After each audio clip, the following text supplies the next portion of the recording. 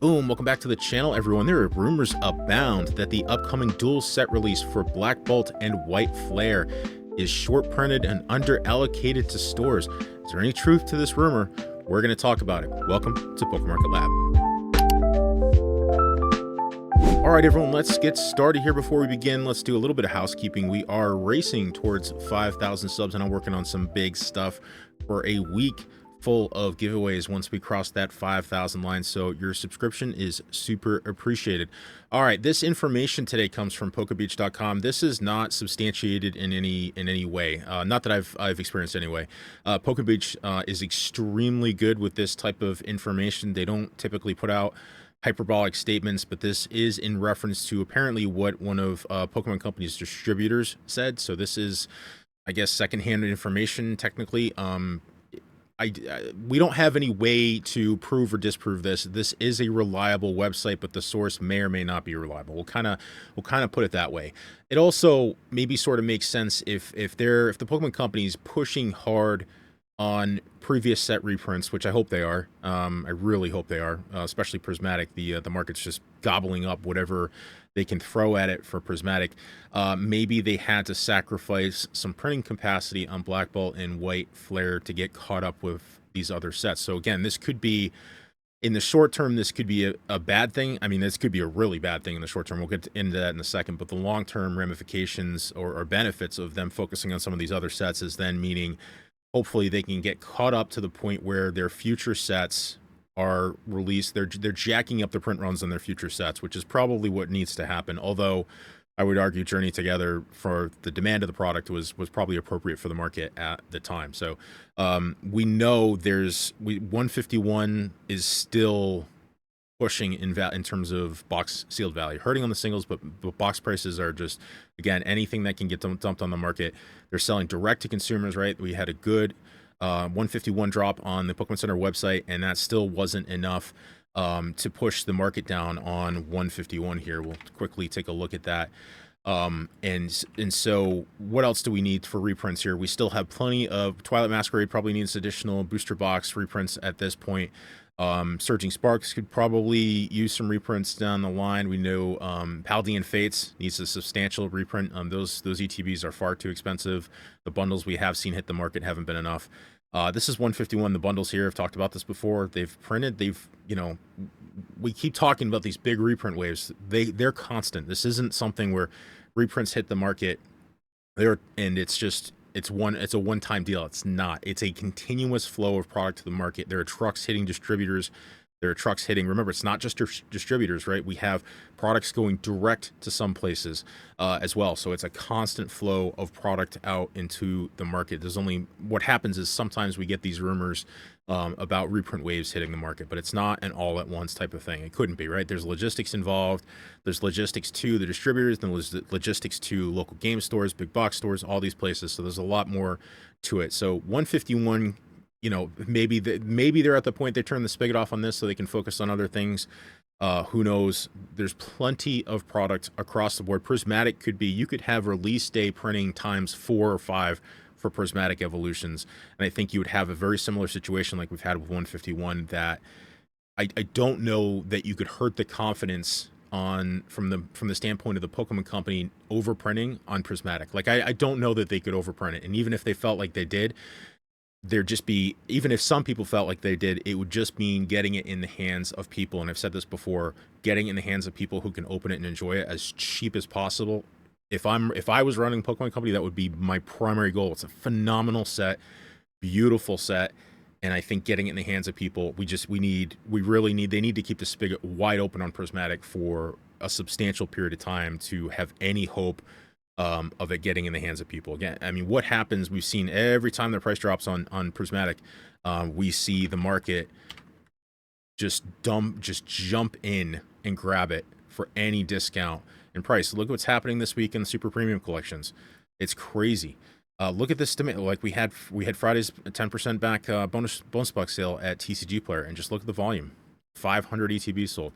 We push out. Anytime we see a decrease in price here, we see that volume start to come back in the market. So if you hit $100 on this product or below, the amount of people that were like, yeah, I'm not touching Prismatic, and then suddenly it becomes, the calculus changes, and they're like, hey, you know what? Maybe I will crack some prismatic, or maybe I will load up for long-term hold on prismatic. That changes dramatically. So again, I hope they continuously print this. I'm thinking that's, that makes sense. That's the only thing that makes sense. I don't think it's a supply chain issue or anything else. I think, and I think they talk about this here in the article at pokebeach.com. Again, come, go to the website here and read all the details. Not a lot of information. There's no sources or anything like that. But yeah, I think they're trying to catch up on other products. So this is a good thing. But boy, is that going to be a disaster for Black Bolt White Flare. Now we have very little information on these sets in terms of cards. We have some cards previewed. It looks pretty darn good right now, but we're still waiting on a lot more information. If the hype is, this is not good for the hype train. We'll put it that way. This is going to turn people off. This is going to piss people off. And I think the fever in the market right now, and the angst and anger is not good.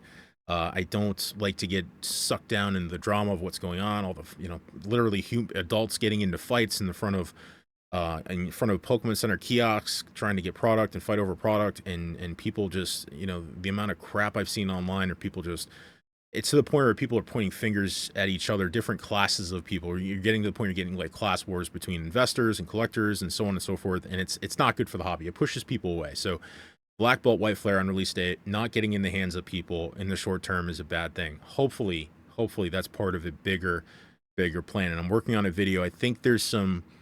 We'll put this video out tomorrow on Sunday. I'll kind of keep this a separate video. There are some signs that production capacity on the Pokemon Company side is increasing. Again, it's not proof, but there's a little bit of information out online that I was able to kind of scrounge up that I think could prove that they're building out capacity. So I've talked about this before. Now I think there's no question they're maxing capacity, the current capacity they have. Remember, they own Millennium Print Group. Millennium Print Group prints other things outside of Pokemon cards, and that's challenging sometimes. So I think they are maxing capacity, but the question is, are they increasing capacity? There's a big cost there. There's a big lead time in doing so, and so maybe they finally made that decision to move forward and increase that capacity. What they don't want to do is spend the money to increase that capacity, and then if the demand drops off substantially and they can't fulfill that capacity on that production line, they're still stuck with the cost of the people and obviously the capital expenditure in terms of building, SG&A, and all that kind of stuff to keep a manufacturing line running like that. They still eat a lot of the costs. So, and I think the other part of this is it does take time for a company like the Pokemon Company to steer themselves in terms of responding to demand.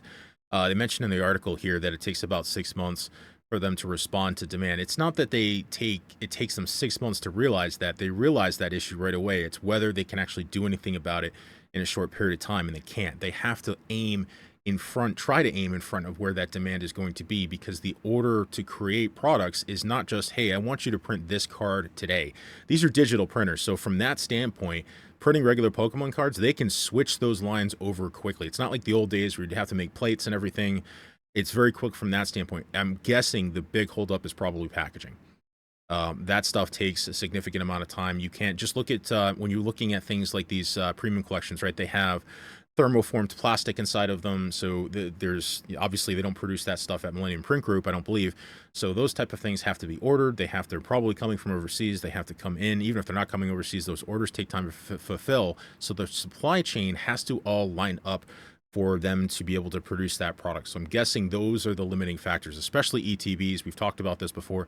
The dice, the sleeves, the dividers, all that crap that's inside there has to be there for them to make that ETB, and all that has to line up. There's a lot of things in there that they're ordering from third parties and suppliers that they don't control. They place those orders and they have to wait for those orders to come in, including packaging, before that stuff can continue down, can actually be produced and out the door. So they realize the demand. There's just in a lot of cases not much they can do about it, which I think also goes back to prove the point that booster bundles being one of the most simplest products to produce in terms of packaging, right? So it's the same, card from the card manufacturing standpoint, it's the same, but the packaging is extremely simple versus an ETB, a binder collection, a poster collection, a premium collection, or any other way other than maybe a booster box. But the booster box, remember, it just you can't spread that out in the market. The people, not everyone wants a booster box. Some people, there's a lot of those, point of sale purchases and impulse purchases that happen around things like ETBs and booster bundles in big chain stores.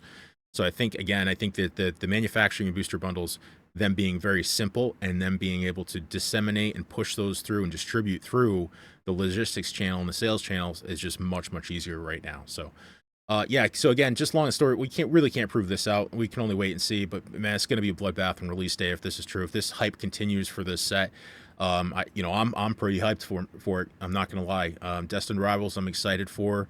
But I am Black Bolt White Flares looking pretty good. There's definitely some stuff to love there. So that's going to be a sad day if that's the case.